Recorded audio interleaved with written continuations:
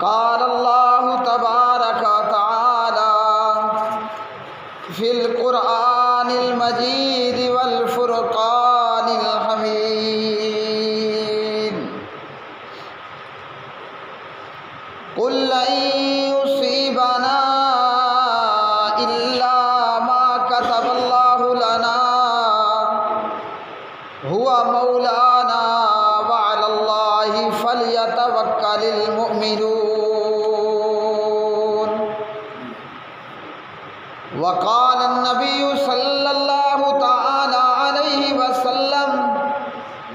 واعلم أن الأمة لو اجتمعت على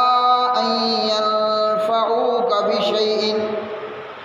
لم ينفعوك إلا بشيء قد كتب الله لك ولو اجتمعوا على أن يضروك بشيء لم يضروك إلا بشيء قد كتب الله عليك رواه الترمذي اللهم صل على محمد وعلى آل محمد كما صليت على إبراهيم وعلى آل إبراهيم إنك حميد مجيد اللهم بارك على محمد وعلى آل محمد كما باركت على إبراهيم وعلى آل إبراهيم إنك حميد مجيد رب اشرح لي صدري ويسر لي أمري واحلل عقدة من لساني يفقهوا قولي ہر قسم کی حمد و ثنا اللہ مالک العلام ذوالجلال والاکرام کے لیے، بے شمار درود و سلام نبی مکرم رسول معظم محمد مصطفیٰ احمد مجتبیٰ جناب محمد الرسول اللہ صلی اللہ علیہ وآلہ وسلم کی مبارک ذات کے۔ دیکھتی آنکھوں سنتے کانوں، اللہ رب الرحمن سے دعا ہے کہ اللہ وحدہ لا شریک ہمیں دنیا آخرت کی خیر و بلائیاں عطا فرمائے، اور اللہ رب العالمین ہمیں اپنے نفس کے شر سے اور لوگوں کے شر سے، شریروں کے شر سے اللہ رب الرحمن ہماری حفاظت فرمائے۔ سفر کا مہینہ یہ وہ مہینہ ہے جسے جاہلیت کے اندر لوگ منحوس مہینہ تصور کرتے تھے، اور اسی طرح آج کلمہ پڑھنے والے مسلمان جہاں بے شمار توہمات کا شکار ہیں، وہیں پر یہ وہم اور توہم بھی پایا جاتا ہے کہ سفر کا مہینہ یہ منحوس مہینہ ہے، حالانکہ سارے کے سارے مہینے اللہ سبحانہ و تعالیٰ کے ہیں، اور اللہ کے ہاں مہینوں کی گنتی 12 ہے۔ کوئی دن منحوس نہیں ہے، کوئی گھڑی اور وقت منحوس نہیں ہے، کوئی مہینہ منحوس نہیں ہے، اور یہ سب جاہلیت کے وہ کام ہیں جو آج کلمہ پڑھنے والوں کے اندر بھی موجود ہیں، اور یہ وہ چیزیں ہیں اور وہ توہمات ہیں جو مکہ کے مشرکوں میں موجود تھی، اور آج ہندوستان کا ہندو بے شمار توہمات کا شکار ہے، وہ کافر، اور اس کافر کے ساتھ رہ رہ کر زندگی گزارنے پر کلمہ پڑھنے والا بھی ایسی بے شمار توہمات اپنے اندر رکھتا ہے، ایسی بدشگونیاں رکھتا ہے، ایسا وہم اور ایسے شکوک و شبہات رکھتا ہے کہ سفر کا مہینہ منحوس مہینہ ہے۔ جاہلیت کے معاشرے میں اور آج کے جاہلانہ معاشرے کے اندر یہ سمجھا جاتا ہے کہ سفر کے مہینے میں سفر کرنا، ٹریول کرنا یہ نقصان کا باعث بنتا ہے۔ سفر کے مہینے میں کاروبار شروع کرنا یہ نقصان کا باعث جو ہے وہ باعث بنتا ہے۔ سفر کے مہینے میں نکاح کرنا، منگنی کرنا، شادی کرنا جاہلیت کے معاشرے میں بھی اور آج معاشرے کے اندر موجود جاہلانہ تصورات رکھنے والے لوگوں کے اندر یہ سمجھا جاتا ہے کہ یہ مہینہ منحوس مہینہ ہے، اس مہینے کے اندر نہ شادی کی جائے، نہ نکاح کیا جائے، نہ سفر کیا جائے، نہ نیا کاروبار شروع کیا جائے، جبکہ کسی مسلمان کے لیے یہ بات لائق نہیں ہے اور کسی مسلمان کو یہ بات زیبا نہیں کہ وہ مسلمان ہونے کے بعد ایسے توہمات کا شکار ہو اور اس قسم کی بدشگونیاں، اس قسم کے برے خیالات وہ اپنے دل اور دماغ کے اندر آنے دے۔ اسی طرح جاہلانہ توہمات میں سے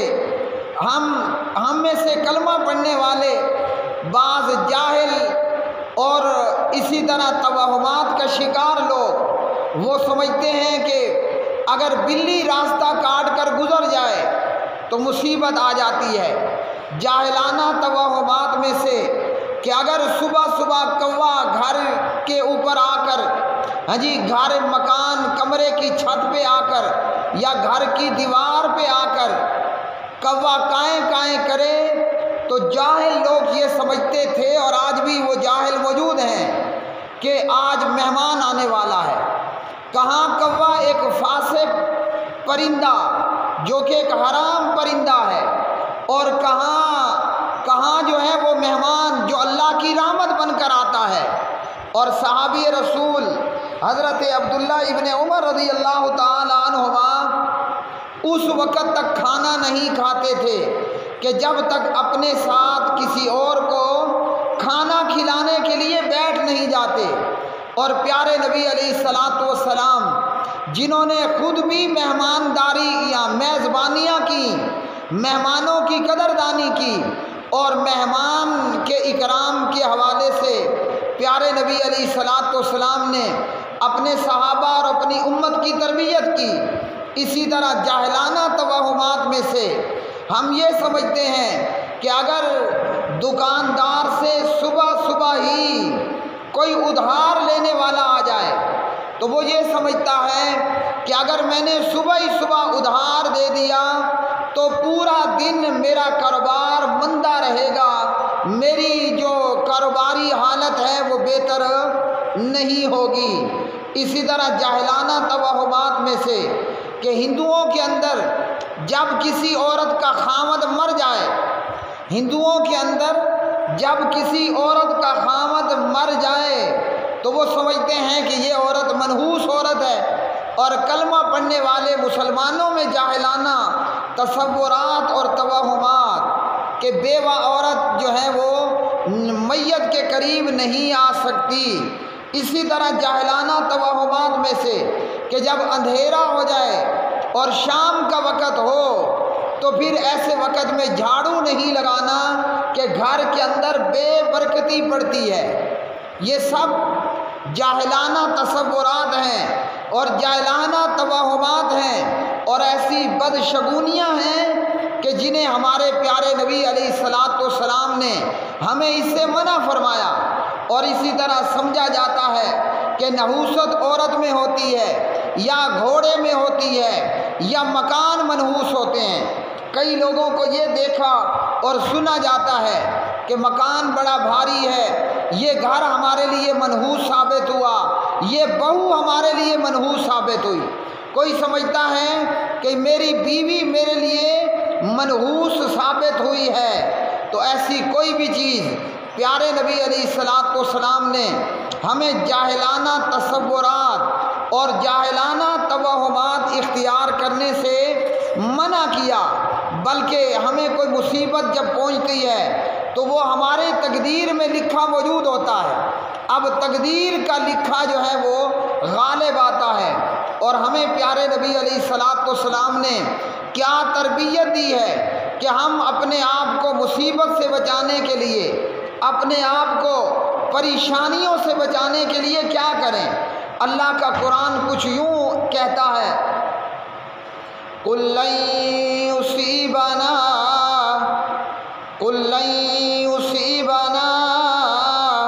إِلَّا مَا كَتَبَ اللَّهُ لَنَا هُوَ مَوْلَانَا وَعَلَى اللَّهِ فَلْيَتَوَكَّلِ الْمُؤْمِنُونَ۔ آپ کہہ دیجئے کہ ہمیں ہرگز کوئی مصیبت نہیں پہنچ سکتی سوائے اس کے کہ جو اللہ نے ہمارے حق میں لکھ دی ہے، جو اللہ نے ہمارے حق میں لکھ دی ہے وہی اللہ ہمارا کارساز ہے، اور مومنوں کو تو چاہیے کہ وہ اللہ پر بھروسہ کریں۔ اب قرآن مجید فرقان حمید کی یہ آیت مبارکہ، اللہ سبحانہ و تعالیٰ نے ہمیں اس آیت میں کیا بتا دیا کہ کوئی بھی مصیبت پہنچتی ہے وہ ہماری تقدیر میں لکھی ہوئی موجود تھی، اور ایمان والوں کو کیا چاہیے کہ ایمان والوں کی یہ لائق ہے کہ وہ اللہ ہی کو اپنا کارساز سمجھیں اور اللہ ہی پر بھروسہ کریں۔ پیارے نبی علیہ الصلوۃ والسلام نے مصیبتوں سے، پریشانیوں سے بچنے کے لیے ہمیں بے شمار وظائف دیے اور دعائیں دیں اور ذکر و اذکار تعلیم فرمائے۔ اب مسلمان کا کام کیا ہے کہ وہ 5 وقت کی نماز لازمی طور پر ادا کرے، اور مسلمان کا کام یہ ہے کہ ایک کلمہ پڑھنے والا ایک مسلمان صبح شام اور نمازوں کے بعد کے اذکار کرے، اور جب یہ وہ ایسا کرے گا تو یہ کرنا اللہ پر بھروسہ ہے، ہاں جی، یہ کرنا اللہ پر بھروسہ ہے، اور جاہلانہ تصورات اور جاہلانہ توہمات سے بھی ایک مسلمان محفوظ رہے گا۔ اللہ رب الرحمن سے یہ دعا کرنی ہے کہ اللہ نے جو ہم پر اپنی نعمتیں کی، اللہ کی وہ نعمتیں زوال پذیر نہ ہوں۔ مصیبتوں سے اللہ کی پناہ مانگنا، لوگوں کے شر سے اللہ کی پناہ مانگنا، اللہم انی اعوذ بک من زوال نعمتک وفجاءۃ نقمتک وجمیع سخطک۔ اسی طرح اللہم انی اعوذ بک من جہد البلاء ودرک الشقاء وسوء القضاء وشماتۃ الاعداء۔ اور اسی طرح پیارے نبی علیہ الصلوۃ والسلام کی تعلیم کردہ دعائیں، اللہم انا نجعلک فی نحورہم ونعوذ بک من شرورہم۔ اور یوں پیارے نبی علیہ السلام نے ہمیں بے شمار وظائف، ذکر و اذکار اور دعائیں بتائیں۔ اب ایک کلمہ پڑھنے والا وہ ان چیزوں کا اہتمام کرتا نہیں ہے، اور جب نتیجتاً معاملہ یہ ہوتا ہے کہ ذہن اور عقیدہ، دماغ اور عقیدہ اتنا گندا ہو گیا کہ اگر بلی نے راستہ کاٹ لیا، یہ جاہل سمجھتا ہے کہ مجھ پر مصیبت آنے والی ہے، ہاں جی، اگر کوا گھر پہ آ کر کائیں کرے، یہ جاہل سمجھتا ہے ہاں جی کہ اب مہمان آنے والا ہے، اور یہ سمجھتا ہے کہ سفر کے مہینے میں سفر کرنا، شادی کرنا، نکاح کرنا، نیا کاروبار شروع کرنا یہ مصیبت کا باعث ہوگا، جبکہ یہ بات بالکل جھوٹ ہے، بے حقیقت گھڑنتو ہے، اس کا حقیقت حال سے ذرہ برابر بھی کوئی تعلق نہیں۔ پیارے نبی علیہ الصلوۃ والسلام سنن ترمذی میں 2516 نمبر کی روایت، اور صحیح الجامع للامام البانی رحمہ اللہ میں یہ روایت 7957، اللہ کے پاک نبی علیہ السلام نے فرمایا، وَعْلَمْ أَنَّ الْأُمَّةَ لَوِ اجْتَمَعَتْ عَلَىٰ أَن يَنفَعُوكَ بِشَيْءٍ لَمْ يَنفَعُوكَ إِلَّا بِشَيْءٍ كَتَبَ اللَّهُ لَكَ۔ اس بات پر تم یقین کر لو، اگر پوری امت بھی جمع ہو جائے کہ تمہیں نفع پہنچائے تو وہ نفع نہیں پہنچا سکتی سوائے اس کے کہ جو اللہ نے تمہارے مقدر میں، تمہارے حق میں لکھ دیا۔ اور فرمایا وَلَوِ اجْتَمَعُوا عَلَىٰ أَن يَضُرُّوكَ بِشَيْءٍ، اگر پوری امت، پورے لوگ جمع ہو جائیں کہ وہ تمہیں نقصان پہنچانا چاہیں تو فرمایا وہ نقصان نہیں پہنچا سکتے سوائے اس کے کہ جو اللہ نے تمہارے مقدر میں لکھ دیا۔ پیارے بھائیوں، اس حدیث سے ہمیں کیا معلوم ہوا؟ ہمارا معاملہ ہمارے پروردگار سے مضبوط ہو، ہمارا معاملہ ہمارے رب سے، ہمارے پروردگار سے ہمارا تعلق مضبوط ہونا چاہیے۔ جب ہمارا تعلق ہمارے پروردگار سے محفوظ ہوگا، جب ہمارا رشتہ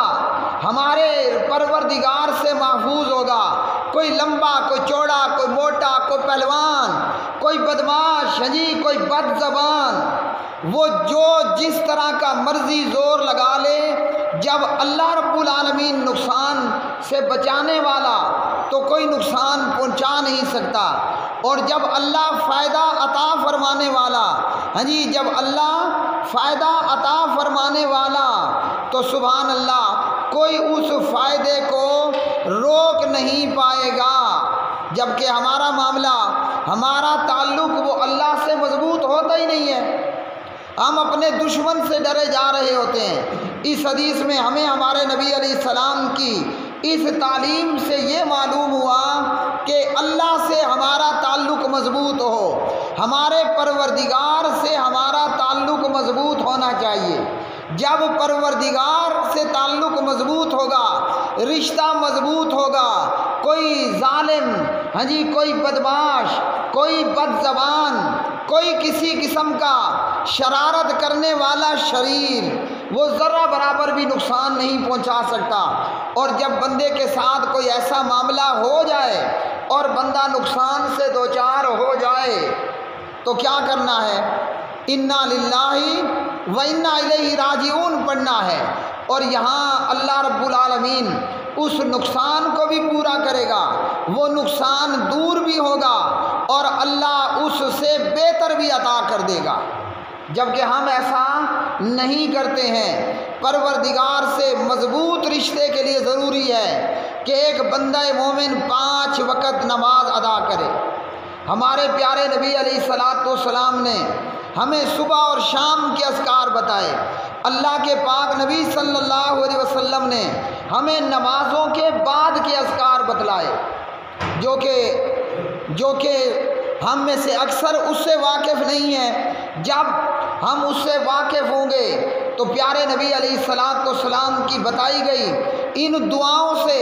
ہمارا دشمن ہمارا کچھ بھی نہیں بگاڑ پائے گا۔ تو جاہلانہ تصورات اور جاہلانہ توہمات جو مکہ کے مشرکوں میں تھے، جو ہندوستان کے ہندو کے توہمات ہیں، آج مسلمان کا بھی وہی حال ہے۔ وہ سمجھتا ہے کہ یہ سفر کا مہینہ منحوس مہینہ ہے، جبکہ اللہ سبحانہ و تعالیٰ کے پیارے نبی جناب محمد الرسول اللہ صلی اللہ علیہ وسلم نے فرمایا لا عدوى ولا طیرۃ ولا حامۃ ولا سفرا۔ صحیح بخاری میں 5717 نمبر کی حدیث، اور صحیح مسلم کے اندر 2220 نمبر کی یہ حدیث۔ اللہ کے پاک نبی علیہ السلام نے فرمایا کوئی بیماری خود بخود متعدی نہیں ہوتی، مطلب کوئی بیماری چھوت نہیں ہوتی ہے۔ آج ہمارے عقیدے کی کمزوری ہے، آج ہمارے پروردگار سے تعلق کمزور ہے، اور اس کرونا نے بڑے بڑے پہلوانوں کی ہوا خارج کر دی۔ اس کرونا نے بڑے بڑے بہادروں کی، موٹے لمبے تگڑے بڑے بڑوں کی اس کرونا نے ہوا خارج کر دی کہ بیماری کے ڈر کے مارے نہیں سمجھ آ رہی کہ زمین میں چلے جائیں، آسمان پہ اڑ جائیں۔ اللہ کے رسول فرماتے ہیں کہ کوئی بیماری چھوت نہیں ہوتی۔ تو ایک بندہ بیمار ہو گیا اور وہ بیماری سے مر گیا، اللہ نے اس کی تقدیر میں لکھا تھا کہ یہ کرونا سے مرے گا تو وہ مرے گا، وہ چاہے آسمان کے اونچے اونچے برجوں میں پہنچ جائے، بڑے بڑے بلند و بالا قلعوں میں بیٹھ جائے، یا وہ زمین کے نیچے چلا جائے، بڑے بڑے بند بستروں کے اندر وہ اپنے آپ کو محفوظ کر لے، جس نے مرنا ہے وہ مر کر ہی رہے گا۔ اور نبی علیہ السلام نے فرمایا کہ نہ بدشگونی لینا اور نہ کسی پرندے کو منحوس سمجھنا، اور نہ ہی سفر کے مہینے کو منحوس سمجھنا، بدشگونی لینا، یہ کچھ بھی نہیں ہے۔ آج ہمارا حال کیا ہے کہ ہم بلیوں سے بدشگونیاں لیتے ہیں، ہم کووں سے بدشگونیاں لیتے ہیں، ہاں جی، ہم مہمان کو بدشگون سمجھتے ہیں، ہم بیوی اور بہو کو منحوس سمجھتے ہیں اور بدشگونیاں لیتے ہیں، اور ہم سمجھتے ہیں کہ یہ پرندہ الو سمجھتے یہ ہیں کہ یہ منحوس ہے، حالانکہ الو ایک پرندہ ہے، اللہ کی مخلوق ہے، اللہ کی مخلوق ہے۔ یہ الو پرندہ یہ بھی منحوس نہیں ہے، اور سفر کا مہینہ یہ بھی منحوس نہیں ہے، اس کی بدشگونی لینا بھی غلط ہے۔ ہاں جی، اب بدشگونی کس چیز کا نام ہے کہ کوئی شخص کوئی کام کرنے کا پکا ارادہ کر چکا اور پھر کوئی چیز دیکھ کر یا کوئی بات سن کر وہ یہ کام چھوڑ دے۔ جاہلیت میں میرے بھائیوں کیا ہوتا تھا؟ جاہلیت کا معاشرہ، اسلام کی آمد سے پہلے کا علاقہ اور معاشرہ، جاہلیت کے معاشرے میں یہ ہوتا کہ ایک آدمی جب کہیں اپنے گھر سے نکلنے کے لیے گھر سے باہر آتا، جب کوئی شخص کہیں جانے کے لیے اپنے گھر سے باہر نکلتا تو وہ ایک پرندہ چھوڑتا۔ اگر پرندہ دائیں جانب میں پرواز کر کے اڑ کر جاتا، اگر پرندہ دائیں جانب میں اڑ کر جاتا تو یہ سمجھتا کہ میرے لیے سفر کرنا کوئی مصیبت کا باعث نہیں ہوگا، اور اگر یہ پرندہ چھوڑتا اور پرندہ بائیں جانب میں لیفٹ سائیڈ پہ اڑ کر جاتا، یہ سمجھتا کہ میرے لیے اب سفر کرنا منحوس ہے۔ اور اسی طرح سفر کے مہینے کو بھی یہ منحوس مہینہ سمجھا کرتے تھے۔ آج مسلمان کا حال بھی یہی ہے، چنگا بھلا اپنے گھر سے نکلا ہے، راستے میں بلی نے راستہ کاٹ لیا، بلی راستے سے آگے سے نکل کر گزر گئی، یہ سمجھتا ہے کہ اب مجھے آگے مصیبت ہونے والی ہے، یا میری گاڑی لگ جائے گی، ایکسیڈنٹ ہوگا، یا کوئی اور مصیبت پڑے گی۔ حضرت عبداللہ بن عمر رضی اللہ تعالی عنہما راوی ہیں، روایت کرتے ہیں، پیارے نبی علیہ السلام نے صحیح الجامع میں 6264 فرمایا، نبی علیہ السلام نے کہ جس شخص کو بدشگونی کسی کام سے روک دے یقیناً اس نے شرک کیا۔ ہاں جی، جس شخص کو بدشگونی کسی کام سے روک دے اس شخص نے یقیناً شرک کیا۔ اب اس حدیث سے ہمیں کیا معلوم ہوا؟ اگر وہ پرندہ اڑاتے تو شرک کرتے تھے، اور اگر مسلمان سفر کے مہینے میں شادی نہیں کرتا، نیا کاروبار شروع نہیں کرتا، یا بلی راستہ کاٹ جائے اور یہ سمجھے کہ مصیبت آئے گی، ایسا شخص جو ہے وہ شرک کا ارتکاب کرنے والا ہے۔ اور پیارے نبی علیہ السلام نے اپنی حدیث کے اندر ہمیں بڑی واضح طور پر یہ بات بتا دی۔ صحیح مسلم کتاب الجنائز کے اندر حدیث نمبر 934 آپ علیہ السلام نے فرمایا، اربع فی امتی من امر الجاہلیہ، فرمایا کہ جاہلیت کے 4 کاموں میں سے ایسے کام ہیں کہ جو 4 کام میری امت میں ہوں گے، جاہلیت کے کاموں میں سے 4 کام ایسے ہوں گے جو میری امت کے اندر بھی موجود ہوں گے۔ اور یہ ہمیں معلوم ہے کہ جاہلیت کا معاشرہ وہ انتہائی بدبودار اور پرتعفن معاشرہ تھا، ہاں جی، گندا معاشرہ تھا۔ اس معاشرے کے اندر بے شمار خرابیاں اور گندگیاں موجود تھیں، تو اللہ کے رسول فرماتے ہیں صحیح مسلم میں، اربع فی امتی من امر الجاہلیہ،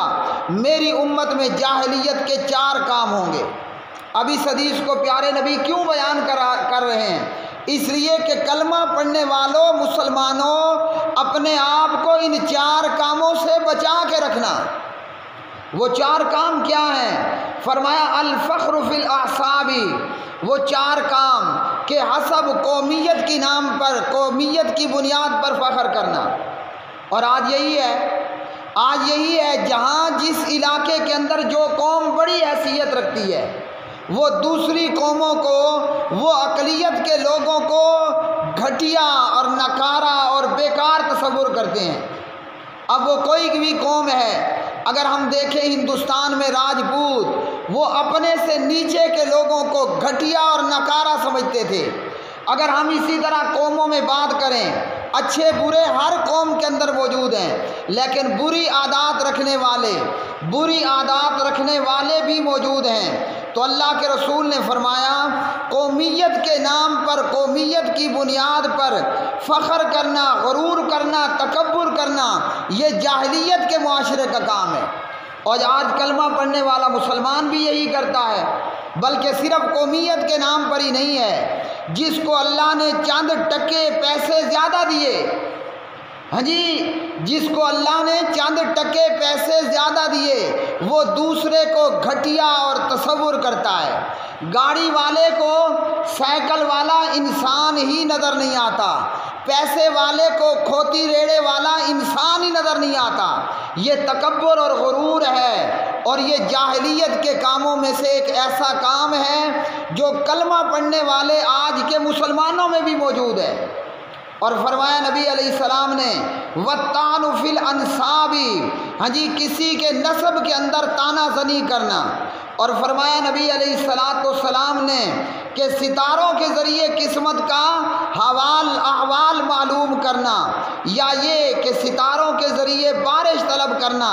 اور فرمایا کہ نوحہ کرنا، ماتم کرنا۔ آج مسلمانوں کا یہی حال ہے، مسلمانوں کا بھی یہی حال ہے کہ جناب وہ نجومیوں کے پاس جائیں گے، وہ عراف اور کاہنوں کے پاس جائیں گے، اپنی قسمت کا حال معلوم کرتے ہیں، ہاں جی، اپنی قسمت کا حال معلوم کرتے ہیں، اور وہ آگے سے کاہن اور جادوگر اور عراف یہ کہتا ہے تمہارا ستارہ گردش میں ہے، تمہارا ستارہ گردش میں ہے، شادی مت کرنا، تمہارا ستارہ گردش میں ہے اور تم نے سفر نہیں کرنا، تمہارا ستارہ گردش میں ہے، تم نے کاروبار نہ کرنا۔ بندہ پوچھے سیارے تو پہلے ہی گردش میں ہیں، اب ستاروں کا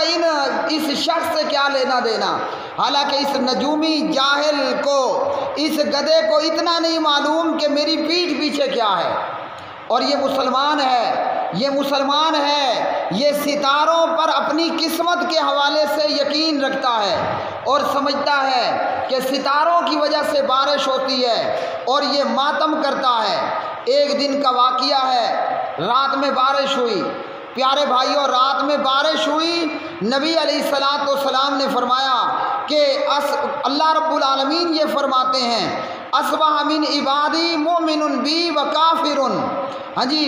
فرمایا کہ آج میرے بندوں میں سے کسی نے حالت ایمان میں صبح کی اور کسی نے حالت کفر میں صبح کی۔ اس حدیث کے اندر پیارے نبی علیہ السلام نے فرمایا جس نے یہ کہا کہ رات میں بارش اللہ کی رحمت سے ہوئی، بارش اللہ کے فضل سے ہوئی، وہ تو اللہ پر ایمان لانے والا ہے، اور جس نے کہا کہ بارش فلاں ستارے کی وجہ سے ہوئی، اس شخص نے کفر کیا۔ اور فرمایا نبی علیہ السلام نے لیس منا من تطیر او تطیر له او تکہن او تکہن له او سحر او سحر له، السلسلہ صحیحہ 2195۔ وہ شخص ہم میں سے نہیں جو بدشگونی کو آیا یا جس کے لیے بدشگونی کی گئی، جس نے بدشگونی کی یا جس کے لیے بدشگونی کی جائے۔ فرمایا اسی طرح جس نے علم نجوم کے ذریعے کہانت کی یا جس کے لیے کی گئی، اور قسمت کا حوال کرنے کے لیے اس نے ایسا کچھ پوچھا، فرمایا وہ شخص جس نے جادو کیا یا اس کے لیے جادو کیا گیا۔ نبی علیہ السلام نے فرمایا کہ ایسا شخص جو ہے وہ ہم میں سے نہیں ہے۔ اور اسی طرح نبی علیہ السلام نے فرمایا من اتا عرافن، جو کاہن یا نجومی کے پاس آیا اور اس سے کسی چیز کے متعلق سوال کیا، فرمایا کہ اس کی 40 راتوں کی نماز قبول نہیں ہوگی۔ اور فرمایا نبی علیہ السلام نے من اتا عرافن او کاہنن، جو شخص کاہن کے پاس اور عراف کے پاس آیا اور اس نے جو بتایا اس پر اس نے یقین کر لیا، فقد کفر بما انزل علی محمد، اس نے اس کا انکار کیا کہ جو محمد صلی اللہ علیہ وسلم پر نازل کیا گیا، یعنی وہ اللہ کے قرآن کا انکار کرنے والا ہے۔ تو پیارے نبی کی حدیث سے کیا معلوم ہوا؟ جو شخص جادو کرے یا جس کے لیے جادو کا عمل کیا جائے، جو نجومی اور عراف کے پاس جائے، جو اس قسم کی برے شگون لے، فرمایا کہ ایسا شخص ہم میں سے نہیں ہے۔ آج ضرورت اس بات کی ہے کہ مسلمان کا کام یہ ہے کہ وہ اللہ ہی کو نفع اور نقصان کا باعث سمجھے۔ جب وہ یہ عقیدہ رکھے گا، ہر خوشی اور ہر مصیبت کو ہنسی خوشی برداشت کر لے گا اور اس پر سنت اور قرآن پاک کی تعلیم کے مطابق انا للہ و انا الیہ راجعون پڑھے گا، تو نہ سفر کا مہینہ منحوس، نہ بلی راستہ کاٹ جائے تو کوئی برا شگون، نہ کوے کے آنے پر مہمان کی آمد، اور نہ اس قسم کے دیگر توہمات۔ اقول قولی ھذا استغفر اللہ لی ولکم ولسائر المسلمین والمؤمنین۔